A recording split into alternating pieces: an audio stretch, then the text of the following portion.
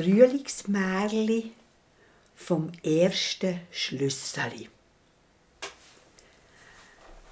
Und das geht so. Also vor vielen, vielen Jahren ist ein Hirt, also nicht ein Bub, ein Mann, mit seinen Tieren in die Berge gegangen, auf eine Alp.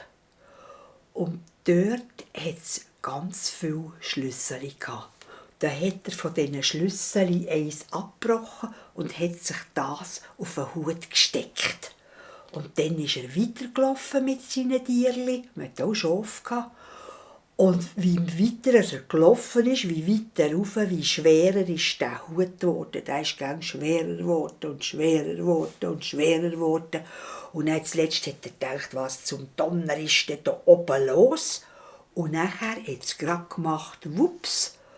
Und die Schlüsselblume hat sich in einen goldigen Schlüssel verwandelt. Und der ist gern grösser geworden und grösser geworden und schwerer geworden. Und er hat einfach nur gestaunet aus reinem Gold.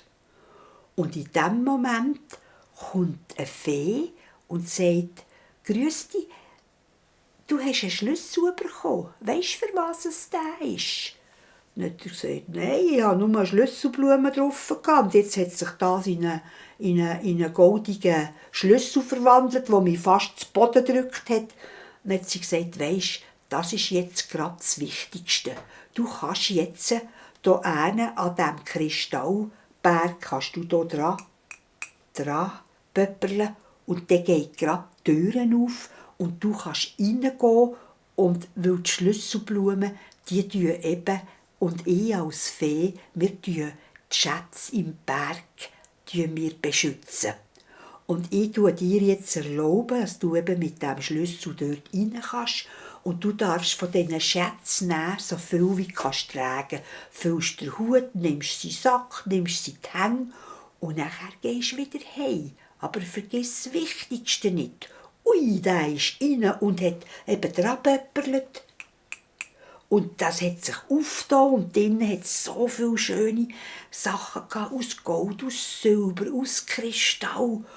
Und er hat alles genommen und hat aber den Schlüssel hat er abgelegt auf einen Stein. Und nachher ist er wieder raus und dann ist die Tür zu und der Schlüssel war drinnen. Und seitdem hat niemand mehr die Schlüsselfee gesehen und seitdem hat niemand mehr einen goldenen Schlüssel bekommen, wenn er das Schlüsselblümchen abgebrochen hat und heimgenommen hat. Und seitdem hat niemand mehr in diesen Berg hinein können, zu diesen Kristallen. Und das war jetzt halt so. Wir können uns jetzt einfach an den Schlüssel freuen. Und wenn ihr die seht, dann denkt an die Fee, die gesagt hat, ich tue die beschützen. Das ist das Märli, das Frühlingsmärli vom Schlüsseli.